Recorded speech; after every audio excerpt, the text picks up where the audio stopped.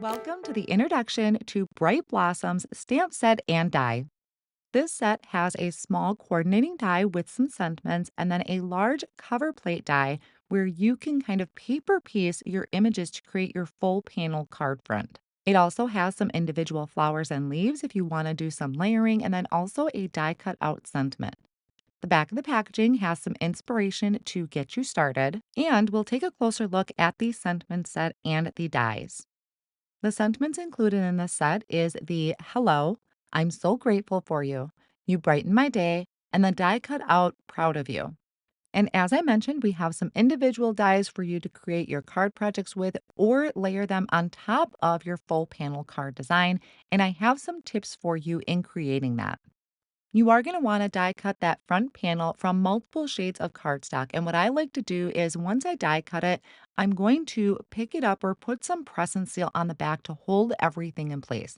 These are some leftover pieces. So, for instance, I used the honeycomb for some centers on a flower, and then the one on the right is just from plain white cardstock. But there's still so much left on these that I can use.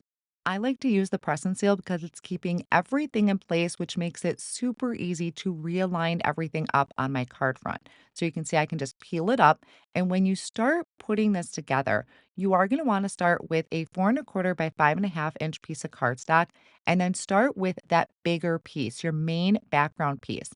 You're going to want to layer that down first. And then I kind of like to work from that top left hand corner with the big piece and then work my way around in a clockwise fashion.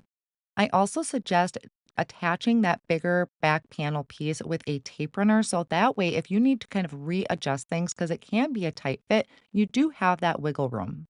Now, here is a card I created, and the cardstock that I started out with for that back panel is lilac cardstock. So before I removed that lilac cardstock from my press and seal, I took the Dots and Blossoms stencil pack. I used the dots out of it and ink blended over the entire panel of lilac cardstock. For the flowers that I die cut out of fig and the leaves out of avocado, before removing them from my press and seal, I did some ink blending so I could really add some dimension to those flowers. And then after paper piecing the entire panel together, I'm able to stamp one of those sentiments onto my card front, which fits perfectly in that open space. Now, I was able to use those leftover flowers from that stencil panel that I did. So here my flowers have some polka dots on them, which is a really fun look. And I just kind of added some leaves in there with some sprout cardstock, ink blended with a little bit of sprout ink to add that dimension.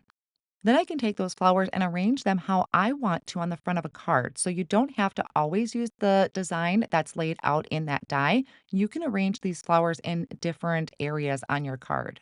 And this one, I finished off with a large sentiment from the Perfectly Tied Stamp and Die set, and then placed that over the center of my panel. So if you love paper piecing or puzzles, this is going to be a great die set for you. And that is the Bright Blossoms stamp set and die available now over at Concord and Ninth. Thanks for watching.